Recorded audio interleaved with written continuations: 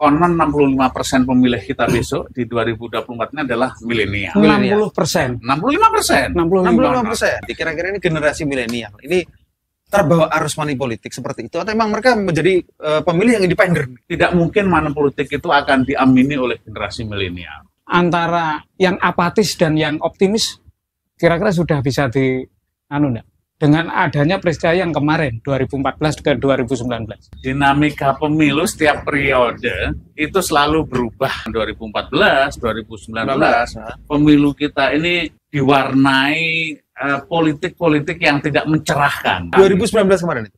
Betul, rakyat harus bisa menguji para pemimpinnya, gitu ya, baik di eksekutif maupun di legislatif besok. Menjelang pemilu 2024 ini kira apa pesan berdiri untuk masyarakat Bojonegoro dan Tuban?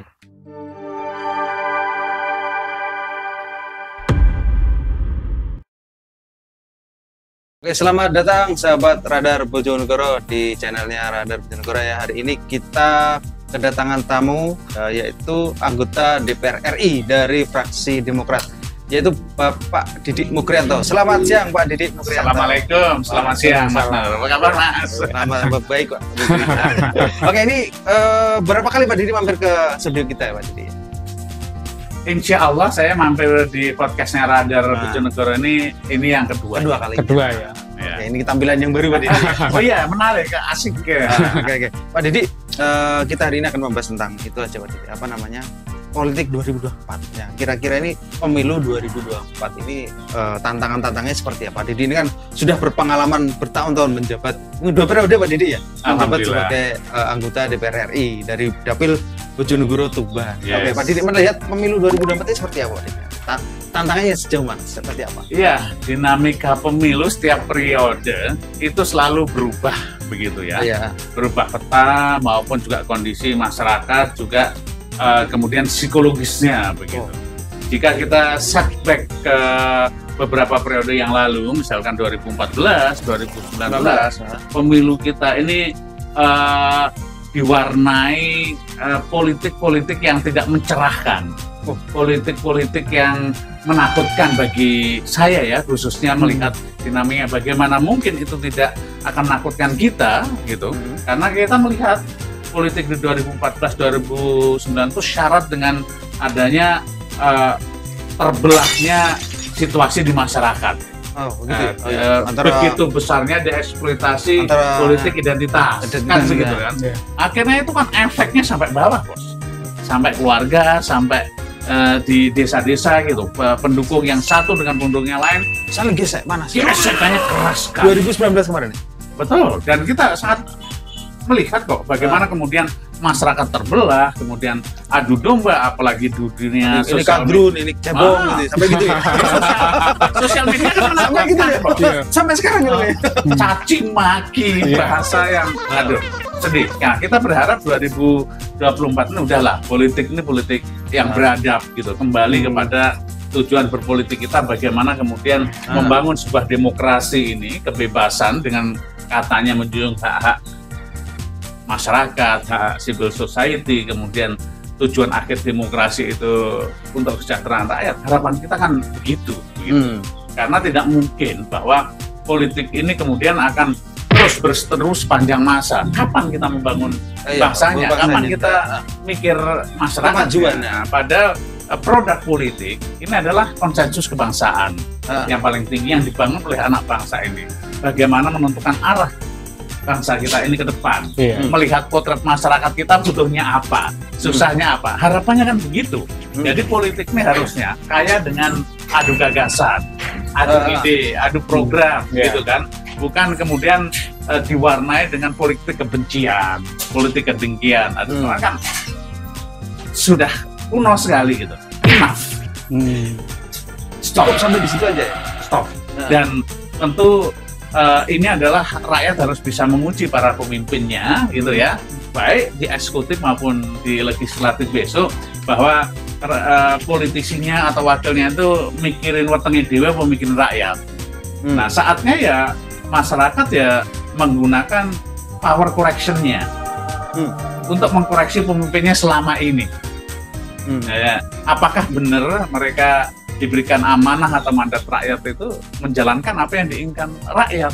apakah ada jaminan Pak Didi? Nanti apakah mungkin ada jaminan tahun 2024 mendatang itu politik itu masih sama seperti ini, terbelah-belah lagi antara pendukung si A dan pendukung si B, terutama di tingkat nasional mungkin, kan sampai ke daerah juga kan?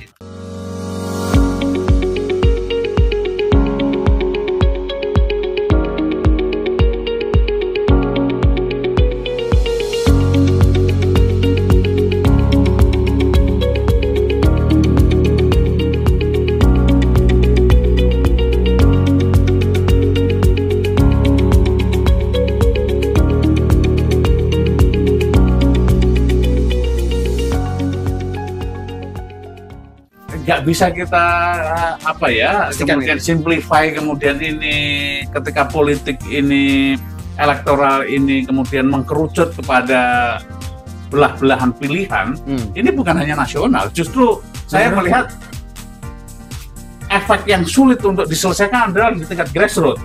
Di atas sudah bergandengan, di tingkat grassroots masih seperti itu. Tapi apakah itu karena mungkin ada kekeliruan atau salah dalam pendekatan-pendekatan untuk hingga memunculkan, membangun bagaimana mungkin dari kalangan milenial biar untuk yang peristiwa 2014-2019 tidak terulang. Nah justru ini, makanya saya mengajak di 2024 ini adalah masanya sahabat-sahabat kita, adik-adik kita milenial. Konon 65% pemilih kita besok di 2024 ini adalah milenial. 60%. 65%. 65%. Betul, orang tua nih sudah ditambah lagi. Makanya maksud saya adalah artinya adalah bahwa milenial yang kemudian melek intelektual, yang kemudian masih pengen adanya politik yang baik, politik yang bermanfaat, semangat idealisme gitu kan, yang kemudian tidak senang dengan pragmatisme, dengan politik uang gitu. Kita berharap mereka sadar gitu. Dengan suara 65% ini mestinya milenial sadar politik banget ya. Benar, menggunakan haknya untuk mengkoreksi pemimpin-pemimpin atau politisi-politisinya yang kemudian tidak memperjuangkan aspirasi yang sesungguhnya gitu. Jangan sampai kemudian gini loh. Jika kemudian membangun peradaban politik ini tidak diwarnai dengan yang saya katakan tadi, dengan ide gagasan begitu, bisa jadi politik kita akan dikuasai oleh segelintir orang. Bayangkan gitu ya, jika politik ini kemudian dikuasai oleh penumpang gelap yang sengaja kemudian ingin memarginalkan kaum kritis, kaum intelektual, kaum milenial. Gitu. Dengan cara apa gitu ya? Biasanya penumpang gelap ini kan senangnya di zona nyaman. Ketika mau berubah, ketika mau ada perbaikan, mereka merusik, terancam. Dia akan melawan. Bagaimana melawannya? Sederhana. Dia menggunakan politik uang. Dia memilih boneka-bonekanya, pemimpin-pemimpin yang kemudian satu visi dengan mereka untuk menghalalkan segala cara ini, baik di kabupaten, kota, provinsi, RI, kemudian disupport dengan duit ini. Nah kemudian support duit inilah kemudian dipakai untuk transaksional membeli suara di tingkat grassroots. Jika masyarakat kemudian kemakan oleh propaganda mereka, maka orang-orang idealis, orang-orang yang ingin mendedikasikan hidupnya gitu ya? Hidup atau perjuangannya ini untuk kebaikan, untuk politik nggak akan tercapai. Loh, mohon maaf ya, bisa bayangkan kan kalau kita ini nyari duit juga susah kalau pakai keringat. Ketika pakai keringat kan juga terukur gitu. Tapi kalau uang itu kemudian ada uang haram yang dipakai untuk politik, masuk ke ranah politik, kemudian juga sengaja digunakan oleh boneka-boneka politiknya untuk melakukan transaksional itu, misalkan saja bisa bahaya negara ini jika kemudian uang-uang haram seperti uang narkoba, uang judi masuk politik, kemudian boneka-bonekanya ini digunakan proksi untuk mengamankan zona nyamannya, kemudian melakukan perselingkuhan, persekongkolan dengan aparat-aparat negara, apalagi kemudian masuk ke dalam jejaring birokrasi, rusak negara kita ini. Waktunya bangkit. Apalagi kalau kita lihat ya, kebenaran itu kan sekarang di-create. Kebenaran itu bukan fakta dari fakta yang kita lihat. Berarti ada dibuat sendiri nih kebenaran. Iya, banyak persepsi yang dibangun oleh mereka. Lama-lama jadi bener gitu. Lama-lama jadi bener. Kebenaran kan ada dua, Bos. Kebenaran yang basisnya fakta beneran, tapi ada kebenaran yang diciptakan oleh persepsi. Jika kebenaran diciptakan oleh persepsi, Bos, hancur negara kita. Wah. Kita yang benar bisa jadi hancur-hancuran. Nanti ada konsep kebenaran baru. Lama-lama yang awalnya salah, itu lama-lama jadi bener. Itulah yang kita pahami. Sosial media, dunia maya, globalisasi, kemajuan informasi teknologi ini sangat bermanfaat. Tapi di sisi lain kan nggak kita pungkiri. Kemudian peradaban yang terbangun oleh sosial media ini peradaban yang sangat menakutkan buat kita. Menghancurkan peradaban generasi. Orang yang benar, orang yang pinter bisa kebalik. Bahkan dengan peradaban sosial media ini yang saya katakan tadi, menimbulkan kebenaran baru, Bos. Jadi jangan sampai kemudian kebenaran itu nanti diolah-alik oleh persepsi juga, kebenaran yang di bawah kitab suci, kebenaran Allah, kebenaran masyarakat, begitu. Fakta yang ada dibolak-balik, fakta yang benar jadi salah, yang salah jadi benar. Kesalahan kalau disampaikan berulang-ulang menjadi kebenaran. Nah, itu kebenaran baru. Kembali lagi ke money politik. Kira-kira ini generasi milenial ini terbawa arus money politik seperti itu, atau emang mereka menjadi pemilih yang independen ketika ada 2024? Saya nggak yakin adik-adik milenial kemudian tergerak oleh budaya money politik. Berapa sih money politik? Iya. Tapi ini kan merusak seluruh hidupnya. Nah, justru yang ingin saya katakan bahwa tidak mungkin money politik itu akan diamini oleh generasi milenial. Mereka akan melawan. Kenapa?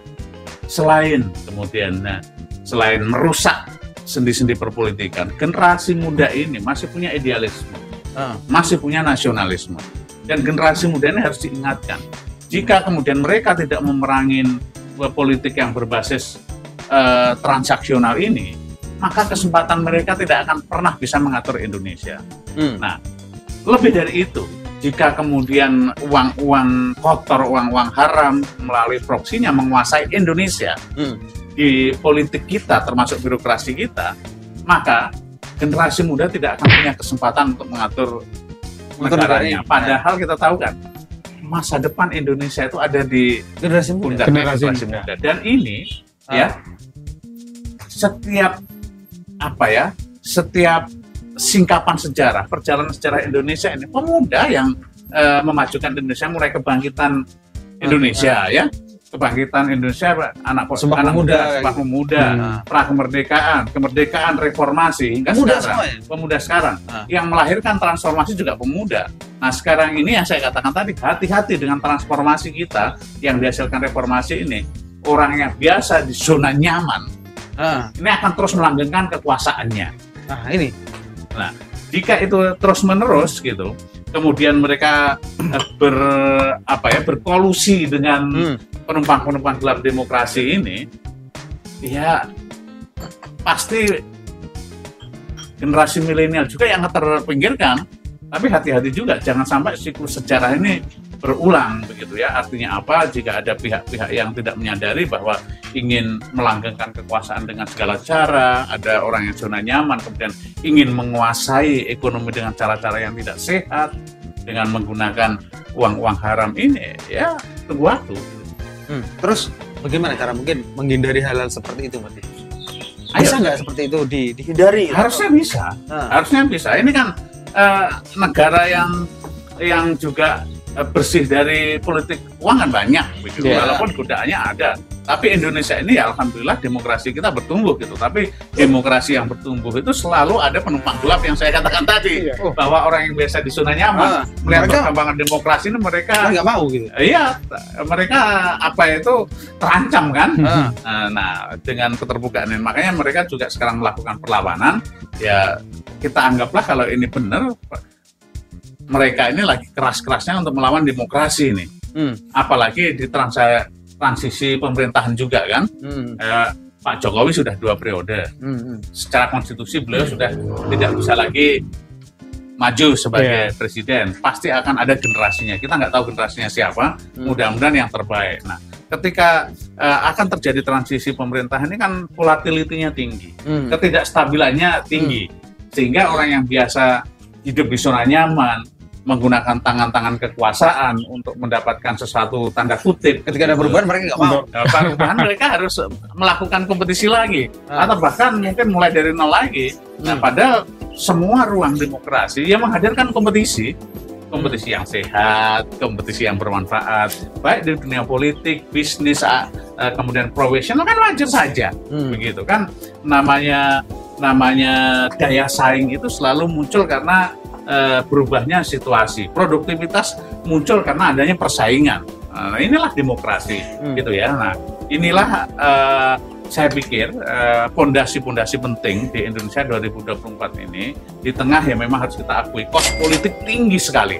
Harus saya akui ketika saya berkompetisi di DPR ini, ya tiap periode selalu berubah. Ya celakanya kita rasakan perubahan itu kemudian yang sudah pasti adalah kos politiknya menjadi tinggi. Awalnya sekian, 5 tahun kemudian naik sekian. Ya. Itu kos yang tinggi itu.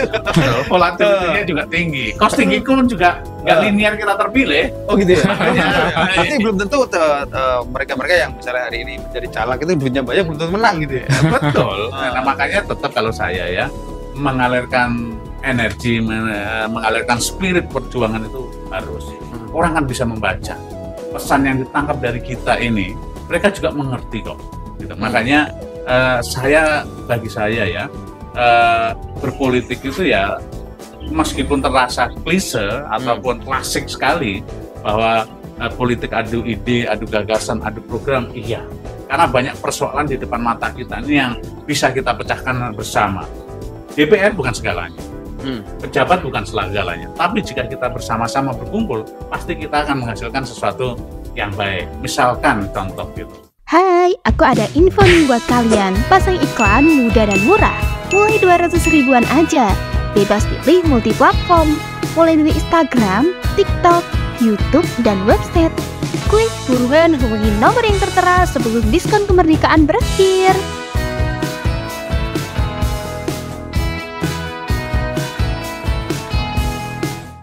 Ya, gak mungkin kita bisa menyelesaikan semua persoalan. Tapi jika kemudian kita bisa mengalirkan bersama-sama, maka persoalan itu akan bisa berkurang sedikit demi sedikit. Misalkan begini saja, di tingkat pengangguran yang terbuka yang sedemikian besar di negara kita, banyak generasi-generasi kita yang katanya bonus demografi, kemudian lulusan S1, S2 yang kemudian mereka nggak kerja gitu. Lapangan kerjanya terbatas, dia tidak terserap. Yang kemudian sedih juga ya, sedih juga begitu mereka hanya untuk makan saja karena memang tidak ada lapangan kerja, akhirnya terpaksa nyari makan dengan transportasi online. Bisa roda 2, bisa roda 4. Nah, ada yang berpandangan bahwa sebagian orang gitu, termasuk berpandangan bahwa dengan misalkan informasi teknologi dengan online ini kita membuka lapangan kerja. Bagi saya itu bukan lapangan kerja baru. Siapa yang S1, S2 yang saya katakan, kira-kira misalkan kita di posisi itu, mau nggak kita jadi misalkan driver transportasi online yang roda 2 atau roda 4, kalau ada pekerjaan yang lebih mapan. Pilihan itu adalah diambil karena tidak ada pilihan, tidak ada ruang. Nah, disinilah DPR saya pikir kita bersama ini kalau bisa duduk bersama, kita bisa kok menyelesaikan sesuatu, itu ya. Memulai sesuatu yang dari kecil insya Allah jadi besar. Nah, seperti yang saya lakukan di rumah aspirasi saya membangun Lele ya, itu kan konsepnya adalah konsep yang mutualisme berkesinambungan. Saya dari hulu hilir memang saya mainkan di situ, pasar juga menjadi bagian, kemudian di situ konsepnya adalah pemberdayaan. Siapa saja bisa menjadi mitra, ngambil ruang di posisi yang mana, mulai dari pembibitan, budidaya, kemudian kulinernya, produk turunannya, bisa bakso lele, nugget lele gitu. Jadi dulu sampai hilir lele. Ya, dan tidak kita kelola di satu rumah kan. Misalkan desa A ini kita minta bikin produk turunan bakso lele, desa B nugget lele, desa C sate lele misalnya gitu. Oh gitu. Berarti muara akhirnya kemana? Ini kan produk kekinian, kemasannya frozen ini. Ya milenial, pasarnya kan di sana. Siapa yang jualan? anak SMP, anak SMA yang punya handphone, ayo jualan, nggak usah pakai modal. Nah, konsep-konsep begini sebenarnya bisa dilakukan. Ini belum lagi kemudian kalau diadopsi, kemudian kita bermitra dengan BUMDes. BUMDes ini kan ada keinginan dari kepala desa se-Indonesia dan juga ada harapan dari pemerintah agar BUMDes hidup sehingga circle ekonomi di tingkat grassroots itu juga jalan. Tapi faktanya bikin BUMDes di desa kan susah, Bos. Punya usaha CP mau PT mau bikin usaha apa di desa kan tidak semuanya bisa. Iya, karena nggak potensi alamnya mungkin nggak perlu bisa digali gitu juga ya. Dan ini ya ketika lingkupnya BUMDes ini berpikir desa, kalau dia nggak berpikir keluar yang besar, hanya berpikir di desa pasti nggak akan berkembang, nggak akan jadi apa-apa. Makanya kan, nah itu kan banyak hal yang harus dikembangkan. Makanya jika kemudian BUMDes ini bisa menjadi mitra, misalkan seperti saya begitu, seperti Lele saya ini yang sekarang ini juga berjalan dengan beberapa BUMDes, ya mereka pasti hidup, karena kita pastikan ada untung. Kalau nggak untung ngapain? Karena prinsip yang enak sebenarnya bisnis, Bos. Iya. Kenapa? Bisnis itu prinsipnya win-win, tidak ada win and lose. Nggak ada bisnis yang jalan kalau ada yang kalah. Menguntungkan. Profit kan? Iya, profitable banget ya. Pak Didi, ini kembali ke berkaitan dengan yang calon-calon pemilih yang milenial, 65% ya, cukup dominan sekali. Banget. Kira-kira dari 60% itu untuk perpolitikan di tahun 2024 itu nanti antara yang apatis dan yang optimis kira-kira sudah bisa dengan adanya peristiwa yang kemarin 2014 ke 2019. Ya, kita lihat bahwa satu hal yang kemudian mungkin akan memberikan sebuah basis analisa yang lebih terukur adalah DJT sebentar lagi, tapi DJS kan sudah muncul nih. Kita lihat ini milenial ini di konfigurasi caleg ini berapa banyak, berapa persen, baik di RI maupun provinsi, kabupaten, kota. Jika warna milenial ini sudah mewarnai, misalkan mendominasi seperti linier dengan jumlah pemilih yang 60%, ya alhamdulillah begitu. Tapi kemudian yang terakomodir atau yang kemudian yang warna milenialnya tidak terlihat di dalam proses kompetisi ini, ya harus kita dalemin. Ada persoalan apa? Apakah mereka apatis?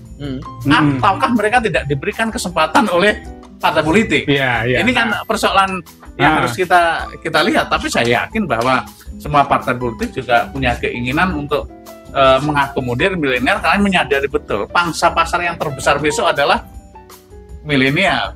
Jika kemudian dia menyodorkan milenial, logika politiknya adalah dia bisa mengambil hati mereka. Mohon maaf, seperti politisi-politisi yang cukup senior gitu. Misalkan saya saja lah, yang saya ini masih transisi di antara milenial ke atasnya gitu. Ketika ingin mengambil hati milenial, tidak serta-merta, Bos. Ada gap, ada jarak gitu. Nah, malah lucunya ya, saya ini punya anak milenial gitu, 3 gitu. Ketika berkampanye anak milenial, Pak itu milenial diambil gitu. Ya Papa sudah, ya Papa kampungan gitu, udah aku yang bikinin. Nah, cara berkomunikasi dengan milenial tuh berbeda. Makanya saya belajar dari situ. Saya akhirnya membuat ruang buat milenial, memberikan fasilitas milenial. Rumah saya, rumah aspirasi saya siapin joglo aspirasi untuk membuat akademi bisnis, akademi politik, akademi knowledge. Di mana itu? Di Mojodeso. Ya. Makanya saya buka ruang seluas-luasnya kepada generasi Bojonegoro Tuban. Kalau Tuban saya tempatkan di Bangilan, seluas-luasnya. Jika ingin belajar, butuh mentor, butuh pembicara, butuh narasumber, saya siapkan semuanya. Nah, kan saya juga tidak ingin memaksakan ini menjadi sebuah produk yang saya paksakan. Justru saya ini siap untuk memfasilitasi kemauan generasi muda. Percuma kalau kita maksa-maksa orang, tapi kalau datangnya dari mereka kita fasilitasi jadi apa, akan menjadi hebat. Dan mohon maaf, jika pemuda kita ini berkumpul, dari pembicaraan hari ini, besok, lusa, dia pasti akan menghasilkan sebuah Gagasan gitu. gagasan yang juga menakutkan. Mungkin mereka nggak sadar bahwa itu gagasan besar, tapi bagi kita yang sudah punya pengalaman panjang ini kita gagasan bisa menarik, olah ya? akan menjadi Iya. opportunity, kemudian menjadi potensi kan begitu. Punya value ya juga. Benar. Itulah saya pikir bahwa gagasan mereka kita menjadi bagian dari dialog mereka karena kita memang sudah terasa jam terbang, sudah punya pengalaman, kita tahu bahwa ini yang layak untuk kita elaborasi menjadi sesuatu yang punya nilai komersial misalnya. Yang dilihat parpol dari milenial apa? Mungkin banyak nggak calon-calon legislatif dari milenial? Atau mereka emang nggak berani maju?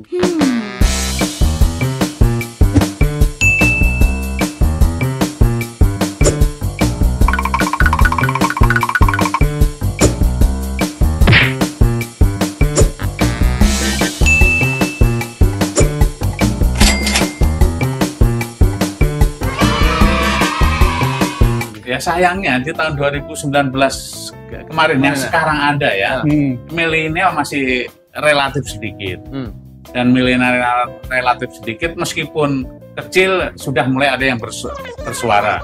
Ya kita menyayangkan karena masih kecil, tapi ya alhamdulillah meskipun kecil juga masih banyak yang bersuara. Nah sekarang ini kembali ya bahwa jika nanti di dalam analisa DCS baik di tingkat kabupaten kota, provinsi RI, kemudian milenial ini mendominasi atau paling tidak 50% dari caleg-caleg ini milenial, berarti milenial ini punya ruang untuk berjuang untuk mengambil hati itu. Tapi gitu kan, kita lihat bagaimana ruang kompetisi yang akan ada di lapangan.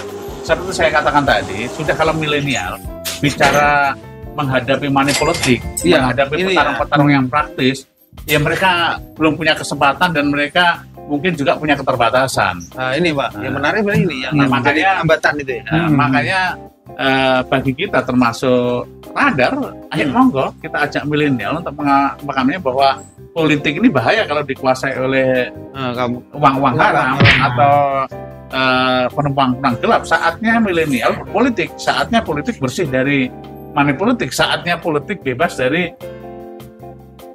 biaya yang tinggi, sehingga kita berharap ke depan bupati, kepala daerah, anggota DPR dari anak-anak milenial, bos. Kompeten, memang benar-benar kompeten gitu ya. Betul. Dan ini loh, anak milenial sekarang kan progresif sekali cara berpikirnya. Berbeda dengan kita yang bukan kita, saya. Kalau kalian kan masih milenial. Pak Didi kan gini, milenial itu kan gini, ketika mereka sudah memproklamirkan diri ya, sudah memproklamirkan diri menjadi anggota legislatif, caleg gitu ya, pasang gambar itu ketakutan mereka kan, mereka didatangi orang 17-an minta bantuan ke caleg kan, rata-rata itu tadi yang membuat mungkin milenial itu sendiri nggak begitu berani gitu terjun di wilayah politik seperti itu. Kalau saya nggak melihat di situ ya. Kalau milenial ini kan rada tatak gitu. Tatak gitu. Rada apa ya? Selain tatak itu juga tegas gitu. Jadi dia akan menyampaikan gagasannya, idenya. Dia tidak akan terbawa arus biasanya kalau milenial punya idealisnya masih tinggi. Yes. Justru dia ingin membawa perubahan. Dia akan melakukan perbaikan. Dia akan melawan sesuatu yang memang menurut kehendak mereka tidak sesuai ya, anti mainstream lah. Oh gitu. Gitu. Nanti ketika mereka nggak sesuai, nggak diikuti gitu. Betul. Dan memang ya ada adik-adik saya gitu yang di beberapa daerah gitu ya, tidak banyak gitu yang berani tarung gitu. Tapi yang berani tarung yang kemudian dengan idealismenya, dengan ide gagasannya, dengan cara mendekati, meyakinkan pemilihnya, juga ada juga yang terpilih dengan biaya-biaya yang tinggi ya. Itu mungkin kecil sekali kalau bicara persentase, tapi ada gitu. Nah, jika kemudian kita bisa bangun milenial sekarang ini ya, khususnya di Bojonegoro Tuban, kalau memang ada yang kemudian terjaring di dalam DCS ini, ayo kita kumpulkan bersama, kita ajak campaign untuk melakukan campaign anti money politik. Kita campaign untuk turun bersama-sama menyadarkan masyarakat dengan semangat yang sama. Urusan keterpilihan nanti, karena keterpilihan itu hati, personality begitu ya. Nah, Tapi jika kemudian tidak ada yang bergerak di tingkat caleg, ayo memilih kita edukasi milenial. Karena mereka 65% bos. 65%. Nah, pemilih kita. Potensial banget ini. Betul. Nasib Indonesia, nasib Bojonegoro, nasib Tuban itu ke depan ada di pundak mereka. Kalau mereka tidak mulai, mereka tidak berpartisipasi bos, mereka akan tertinggal. Mereka akan selalu menjadi objek dari sebuah kebijakan, objek dari sebuah perilaku politik yang kita katakan jauh dari nilai-nilai keadaan. Apa ada jaminan para milenial yang 65% ini nggak tergiur money politik? Saya sangat tidak yakin, karena milenial ini perilakunya kan sederhana saja. Berapa sih dikasih duit? Mungkin milenial yang tua-tua dapat gitu kok nggak dapat. Ini jadi lain ini urusannya. Berbeda kalau milenial, dia lebih senang kemudian atau mereka masih idealis banget gitu ya, melihat yang potensi gitu. Akomodasi politik secara campaign itu bukan berbasis direct money politik. Dia lebih senang dipanggilkan panggung kreatif, misalkan diskusi terbuka, kemudian success story, kemudian edukasi. Itu Pak, itu milenial. Tapi ya itu tadi, milenial sekarang ini tipikalnya kan jika memahami kan ya memang unik. Milenial biasanya tidak mau loyalitasnya kadang-kadang dinamis seiring dengan lingkungan dan kitanya. Jika kita tidak mampu membangun sinergi yang utuh, mereka dengan mudah dia akan pindah karena dia tidak membangun sebuah ikatan emosional yang berbasis praktis dan pragmatis. Mereka mengikatkan diri dengan basis vision.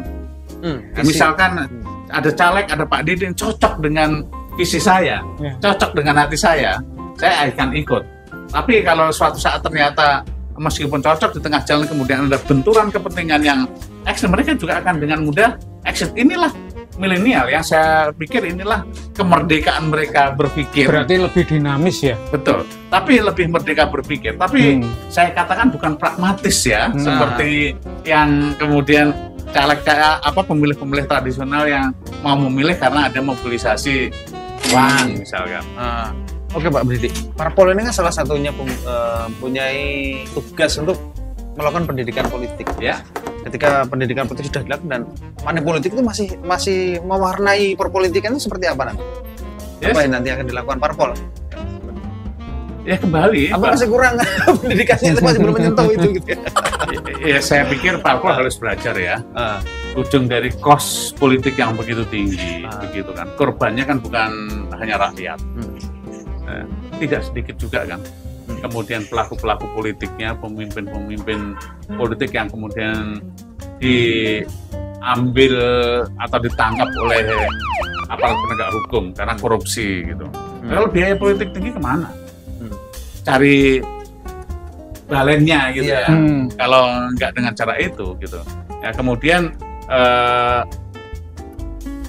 yang juga harus disadari ya, saya pikir saatnya partai politik ini juga membangun sebuah kultur yang baik di internalnya. Ya sudah mulai kan, partai politik sudah mulai berbenah bahwa mahar-mahar politik sudah mulai berkurang gitu. Tapi ya tidak kita bisa pungkiri bahwa transaksional di tingkat lapangan itu, grassroots itu ya harus ya kita. Kalau dibanding tahun 2014-2019 Pak,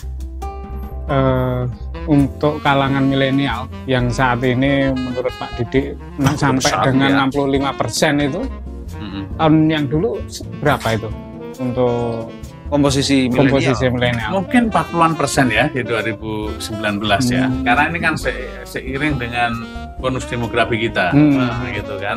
Ya dan kita ingat bahwa 2030 katanya kan kita akan mencapai puncak bonus demografi kita. Tapi karena celakanya yang juga menjadi keprihatinan kita, jika kita kemudian bangga dengan bonus demografi kita tidak pernah bicara mengenai kualitas demografi kita. Kita hanya bicara jumlahnya banyak, kuantitasnya aja, tapi tidak pernah bicara kualitasnya. Nah, kalau kemudian kemarin pemerintah di periode pertama Pak Jokowi bahwa beliau memang fokus pada infrastruktur, di janji kampanyenya yang kedua beliau kan ingin fokus kepada sumber daya manusia. Saya pikir pembangunan di Indonesia ini memang tidak bisa kemudian diprioritaskan kepada salah satu sektor, baik fisik, infrastruktur dan SDM-nya ya harus berkeadilan, harus dibangun bersama-sama. Harus imbang gitu ya. Iya, antara ini yang disebut dan adalah SDM. pembangunan berkeadilan, Bos. Karena buat apa infrastruktur kita bagus tapi banyak pengangguran. Terus kemudian banyak apatisme. Ngapain kalau anak tinggi-tinggi tapi dia juga Pengangguran. Dan Juga ujung-ujungnya. terbukti pembangunan infrastruktur dalam jangka pendek belum mampu menstimulasi lahirnya pertumbuhan ekonomi yang tinggi atau investasi yang banyak. Bahkan industri manufacturing gitu. Bahkan malah yang cabut ke luar negeri. Padahal mereka ini yang menyumbang Pertumbuhan ekonomi. Selain pertumbuhan ekonomi adalah penyerap tenaga kerja besar-besaran kan. Nah, kalau sekarang ini data menunjukkan bahwa lapangan kerja kita ini lebih pada sektor informal. Sektor informal itu artinya dibiarkan mandiri semuanya, Bos. Semuanya suruh berwirausaha, suruh berusaha. Kebanyakan itu nanti. Nah, harusnya pemerintah menyiapkan ya sektor formalnya lebih besar sehingga ketidakpastiannya kecil gitu ya. Kalau kita ini semua generasi baru memulai usaha kan masih trial and error. Volatilnya kan tinggi sekali. Nah, itulah yang saya pikir menjadi PR kita ke depan ini, dan kita berharap sekali lagi bahwa quality demografi ini betul-betul menjadi penting. Pemerintah sudah kemarin lewat Nadiem Makarim, Mendikbud, bahwa memfokuskan pendidikannya kepada pendidikan vokasi, kan begitu kan? Ya. Tetapi celakanya, jika orang dengan vokasi itu disiapkan skill, diklat, dilakukan, tapi lapangan kerjanya nggak ada, Bos. Nah ini Nggak dibuka gitu. Tingkat apa yang harusnya pengangguran dilakukan ya? terbukanya Apa tinggi, harus gitu. harus UMKM semua nih, usaha semua ini. Ya ada yang bilang begini, UMKM itu penopang ekonomi kita apa? Yes, gitu. Terbukti itu pada saat krisis gitu. Tapi di saat sekarang ini, jika kemudian Normal, gitu ya? masyarakatnya dikembalikan atau generasinya itu dikembalikan untuk kompetisi kepada sektor-sektor informal, hanya nunggu waktu, Bos. Sistemnya agak susah. Justru penopang terbesar sustainability penyerapan pengangguran terbuka itu ya dari industri. Ya, iya kan. Dengan industri itu kan bukan hanya penyerapan tenaga kerja, tapi kan multiplier efeknya buat nasional dan pertumbuhan kan juga tinggi. Oke. Berarti tugasnya pemerintah juga harus mendatangkan investor juga ini. Ya, Pusat harus maupun daerah ini, Pak.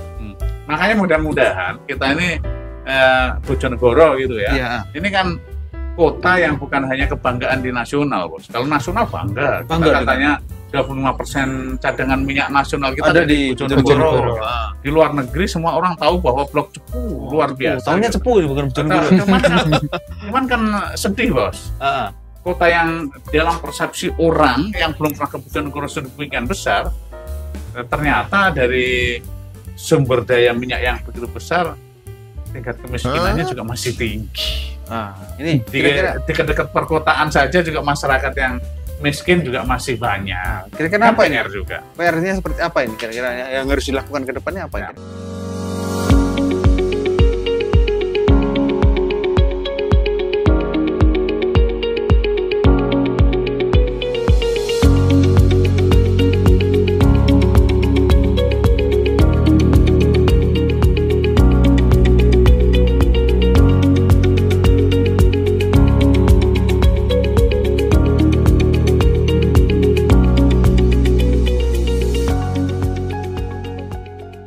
Pemimpin kan harus dengan desain, Bos. Tidak boleh dengan selera. Ini. Karena pemimpin kan harus mendengar maunya rakyat, melihat kondisi rakyatnya, kemudian menyelesaikan persoalan rakyatnya. Nah, jika kemudian pemimpin itu bisa mendengar, bisa melihat, dan bisa mengaktualisasikan apa yang dimau rakyatnya, insya Allah akan jalan. Jangan kemudian rakyat dipaksa mengikuti seleranya. Nah, kalau kemudian seleranya misalkan pemimpin tuh bangun gorong-gorong terus, bangun pedestrian terus, sementara membiarkan rakyatnya miskin gitu, ya susah. Padahal tuh Bojonegoro ini punya sejarah lumbung pangan, lumbung energi gitu. Tapi begitu realisasi di lapangan ya mohon maaf masih banyak PR yang harus kita selesaikan juga. Berarti ini masih panjang ini PR-nya Bojonegoro ini ya. Masih harus dilanjutkan lagi untuk kesejahteraan kan itu. Oh sangat, sangat. Nah, kan bandingannya begini loh. Ya tapi tidak bisa apple to apple gitu. Harapannya ini kota minyak yang luar biasa besar gitu. Harapannya industri itu bisa tumbuh, ekonomi bisa jalan jadi kota yang benar-benar kota, karena orang selalu melihat yang minyak itu kalau melihat misalkan Duri gitu. Duri kan kota kecil dulu, daerah minyak. Tapi di sana udah kayak luar negeri kan pembangunan fasilitasnya. Seperti di sini nih. Nah, inilah yang saya pikir stakeholder di Bojonegoro ini, pemimpin Bojonegoro, Bupati Bojonegoro ini ya harus betul-betul mereformasi ulang lagi cara berpikir, visi memimpin Bojonegoro ini. Karena apa? Jika kemudian sumber minyak yang ada di sini ini kemudian hanya dialirkan lewat pipa, tidak ada industri turunannya di sini, tidak ada multi efeknya di sini, pasti masyarakat tidak bisa menikmati sumber daya alam minyak yang disedot itu. Begitu lewat pipa apa? Masyarakat menikmati apa? Lepas pantai selesai. Nah, inilah yang kemudian PR-nya adalah bagi hasil minyak itulah yang harusnya pemerintah baik daerah maupun pusat dan provinsi yaitu menstimulasi kebutuhan masyarakatnya. Ya, kalau bisa sumber daya manusianya ditingkatkan, kesejahteraannya ditingkatkan. Mohon jangan kemudian mau seliranya saja. Politik ini bukan hanya kosmetik. Kalau bicara politik kosmetik kan, aku bangun sekian. Mohon lihat rakyatnya. Berarti ada fundamental bener ya. Berarti politik yang substantif lah. Untuk perda konten lokal itu benar-benar ya harus ya. Harus dong. Jangan kemudian pembangunan pun kemudian dinikmati bukan oleh pengusaha di sini kan. Absurd, bos. Yang bayar pajak masyarakat di sini, yang hasilkan sumber daya di sini, tapi yang nikmati orang luar daerah kan zolim buat saya. Oke, siap Pak Didi. Oke, Pak Didi, terakhir menjelang pemilu 2024 ini kira apa pesan Pak Didi untuk masyarakat Bojonegoro dan Tuban? Ya, kembali di 2024 ini saya berharap masyarakat betul-betul memahami betul substansi politik, memilih pemimpin begitu. Karena kita sudah belajar dalam perjalanan Indonesia ini memilih pemimpin yang salah konsekuensinya panjang. Oh no. Waktunya juga panjang. 5 tahunan. Iya. Dan sekali coblos tuh 5 tahun. Salah nih 5 tahun salahnya. Dan hati-hati juga memilih pemimpin karena pemimpin itu tidak ada apa-apanya jika tidak dipilih oleh masyarakat. Makanya power correction yang saya katakan, power correction right atau hak untuk mengkoreksi pemimpinan ini ya 5 tahunan di pemilu itu ya. Di pemilu ini. Tetapi jangan kemudian kita amini transaksional politik yang kemudian hanya ingin uangnya aja gitu. Uangnya saja. Tapi habis itu juga merasa transaksinya selesai, mereka kembali ke daerahnya. Tidak benar proses-proses. Makanya pilihlah, saya pikir pemimpin yang dekat dengan mereka, yang mau mendengar mereka, yang mengerti permasalahan mereka, yang mau mengerti permasalahan mereka. Itu saya pikir memilih pemimpin dengan visi itu menjadi penting. Jangan memilih pemimpin yang berbasis kosmetik lah, hanya lipstick. Oke, terima kasih banyak Pak Didi atas kunjungannya ke Radar Bojonegoro. Mungkin kita sambung di episode berikutnya Pak Didi ya. Siap, terima kasih. Oke, demikian sahabat Radar Bojonegoro perbincangan kita dengan Pak Didi Mukrianto, anggota DPR RI dari fraksi Demokrat. Sampai jumpa di edisi berikutnya. See you next time.